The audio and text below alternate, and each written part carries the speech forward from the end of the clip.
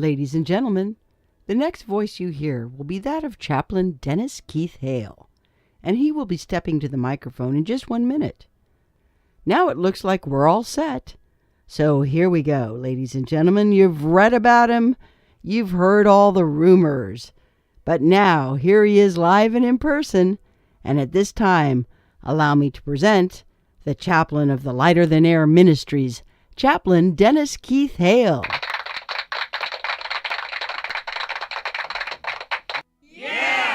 Hi again, and glad of it. Ladies and gentlemen, I'm Chaplain Dennis Keith Hale here at the Lighter Than Air Ministries in Cotati, California. Thank you so much for joining us. If you're watching this show, you're probably one of the people that we've asked to watch because you've asked us about what we believe in.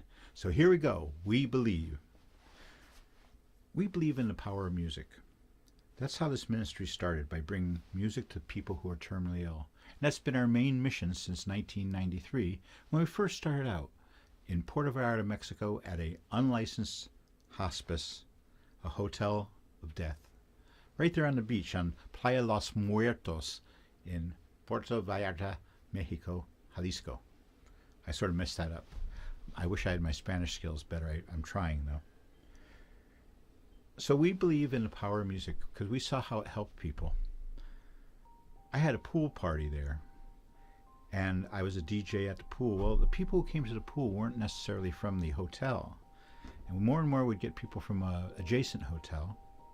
And it was obvious that these were gay dudes. And it was obvious that they were sick. And I had a great little show I ran every day from 11 till sunset, which was about 7:38. And I didn't have to be there all the time. I could just put music on. But when I was there, I got to eat a lot of places. I got cards. I would tell people where to go, something I really enjoy. Go to this restaurant, and the restaurants would take care of me. It was pretty nice. And I was living on my sailboat down there. I'd sailed out of San Francisco after some stress, and I ended up in Puerto Vallarta, Mexico. There I have, I guess, about 63 people, while I was there doing my gig, passed through there and on and up. And each one, a lot of these guys were from San Francisco, and I'm from this area too. And so we would talk and, bullshit about stuff in the past and places and stuff. It was sort of fun. I didn't really fit in, but I was the DJ. I got requests all the time. And if I got a request, money doesn't really matter when you're dying, as long as you have some of it. So a $20 tip for Good Vibrations from the Beach Boys was not out of my league. I noticed, though, a lot of them couldn't make it to the pool party. I realized that was the determination. If you couldn't make it to the pool party, your decline was imminent. And so, when I didn't see them at the pool party anymore, I'd make notes about what music they had asked me for or what they seemed to like. And these patients down there to die away from everyone, some of them dying in shame, never having come out of the closet. But it was my honor and privilege to serve them. And I sent music to their rooms, and many of them passed listening to the tapes which I had assembled. Some of them were so poignant, I sometimes included the voice of a mother one last time, or their favorite dog barking. That was a big popular one, the dog barking thing. So, that's how we started. But it was Mexico, and because I was in the community, they would ask me if I had any weed. They owned the whole hotel. There was no problems with that. They were paying the police every week a propina, or mordida, I think it's called, a bribe. And the place was kept safe without any interference of the government or help, unfortunately. All the drugs that they had were sent down from the United States, smuggled into Mexico. But I realized that when they had the marijuana with the music, they were much more receptive and much more outgoing and got their sense of humor back. And that made a big impression on me. When I got back to the States, I took some regular straight jobs. But I continued on with my work. Every time I'd hear of a family member of a friend who was sick or somebody I had known, I would make tapes, Not before the internet, you didn't have access to a lot of different kinds of music. You sort of had to wing it. So I would go to radio stations where I was working, either in the production side or whatever I was doing, and use their music library, along with my own and the person who was sick. And I made a couple of CDs, or I guess they first were cassettes I made. And I'd make 4 or 5 cassettes and send it to them with Motown or whatever they liked. And it was great. I then expanded a little bit more. And I started taking on friends of friends and people who were of interest to me, and getting more and more devotional, feeling more and more religious. Now, I had had religious instruction, and I'll say it right here. I am not a Christian any longer, and I was ordained as a Christian. But I feel like I can still wear the clothing because I haven't changed. I still want people to think of me devotionally, and that I will not hurt them. You know, these clothes, these clerical garb, in fact, scare people away because of the behavior of so many of the Catholic priests and people who were in positions of trust who failed. People who were very sick. I see people pull their children away from me sometimes. It makes me sad that this was done. But when I go to a hospital room, people feel more comforted by someone who wears their credentials of faith and belief on their body. So there I was, finishing music and marijuana in Mexico, helping people here in the States. I started to get into it. I started to realize that people who were dying needed this. They needed this companion.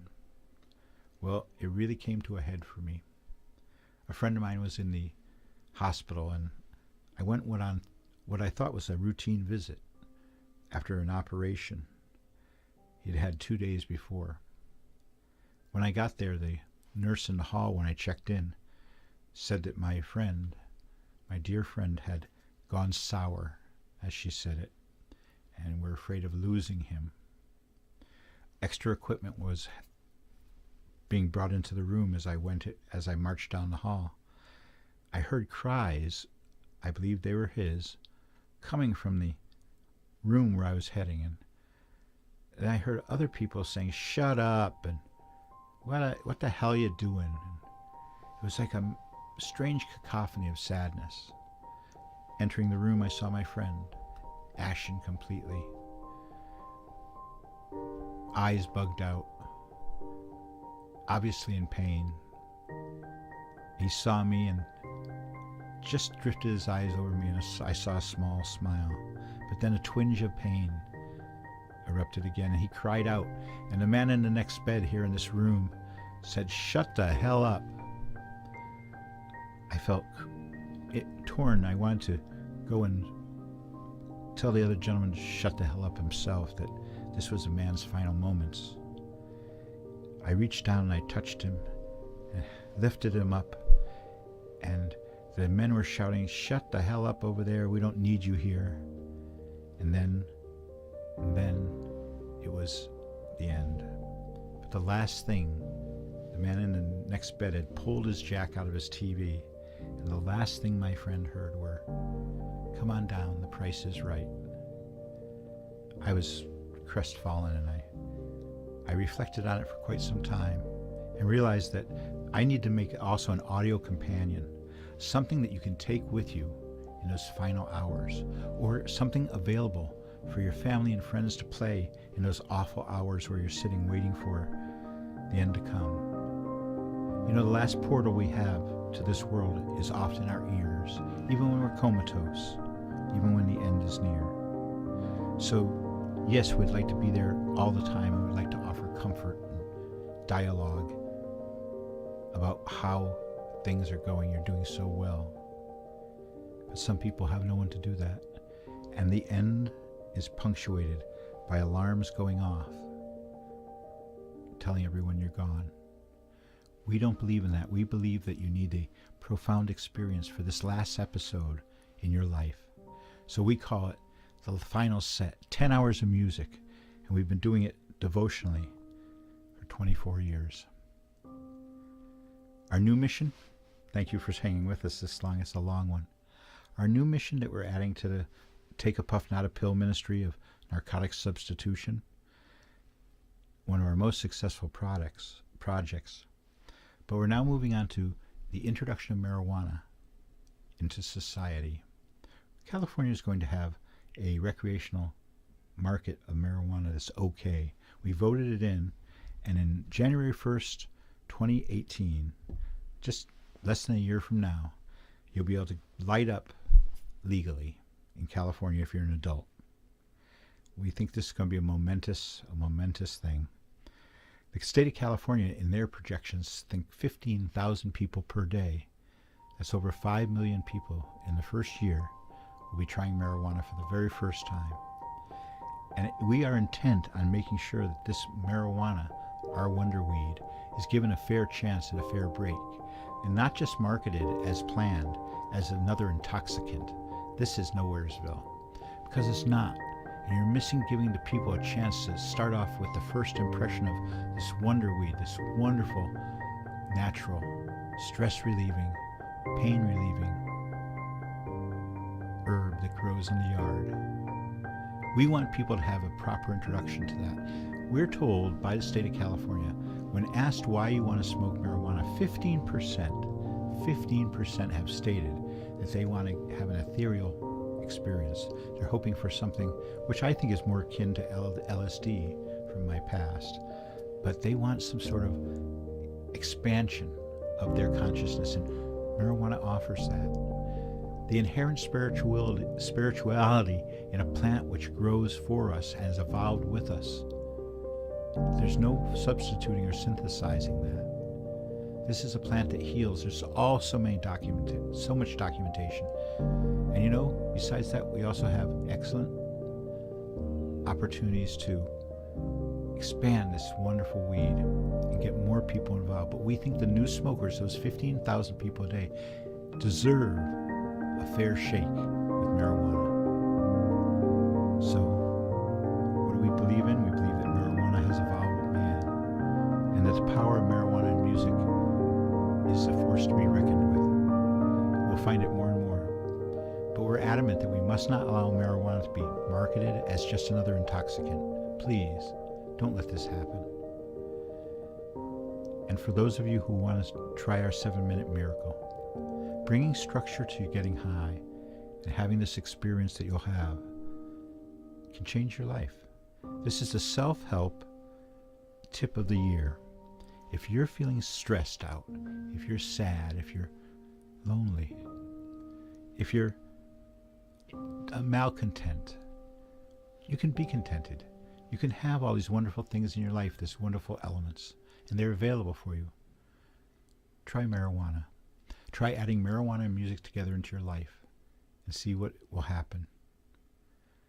The episodes you will have, which we revere so much, will be remembered by you forever.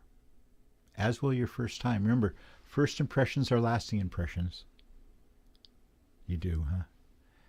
So I want to thank you for tuning in, and to the 17 people who asked me to do this.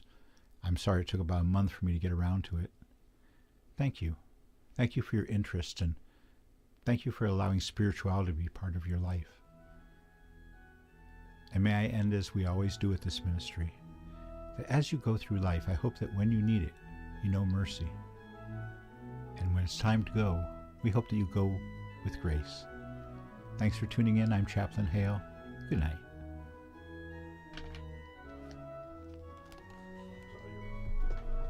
Ladies and gentlemen, this is the end of this week's Moment in Time with the Lighter Than Air Ministries, the spiritual side of cannabis. Join us next week. Till then, we say good night.